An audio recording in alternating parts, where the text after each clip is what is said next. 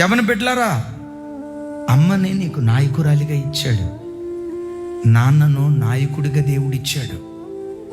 నాన్న నాయకత్వాన్ని, అమ్మ నాయకత్వాన్ని ఎప్పుడు తిరుగుబాటు చేయొద్దు, ఎప్పుడు తిరుగుబాటు చేయొద్దు.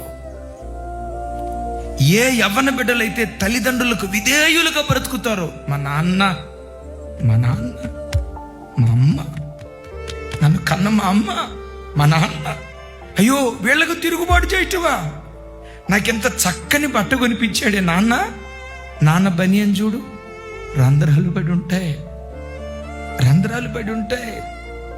నాన్న కంపెనీలో పనిచేసేటప్పుడు వెళ్ళి చూడు, మీ నాన్న కెమికల్ ఫ్యాక్టరీలో ఎంత కష్టపడుతున్నాడో చూడు. ఆ కెమికల్ గాలి పీల్చుకొని ఊపిరితిత్తులు పాడైపోయినా, నా కూతుర్ని కార్పొరేట్ స్కూల్లో, నా కూతుర్ని కార్పొరేట్ కాలేజీలో, నా కొడుకుని కార్పొరేట్ స్కూల్లో వాళ్ళు కారపు మెతుకులు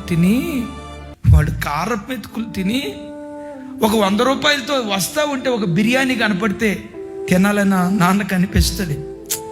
బిర్యానీ తిందాం, కానీ తండ్రి తన కోరిక ఎట్లా చంపుకుంటాడో తెలుసా? ఉన్న ఈ 100 రూపాయలతో నేను బిర్యానీ తింటే నా ఒక్కడి కడిపే కదా నిండేది.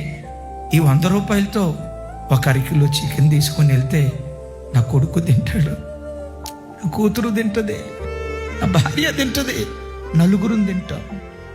తన ఆశ చంపుకొని నేను కన్న తండ్రి నీ కొరకు ఎంత కష్టపడుతున్నాడు, నిన్ను కన్న తల్లి నీ కొరకు ఎంత కష్టపడుతున్నారు. వాళ్ళ కష్టాన్ని ఎప్పుడు మర్చిపోవద్దయ్యా, వాళ్ళ కష్టాన్ని ఎప్పుడు మర్చిపోవద్దు.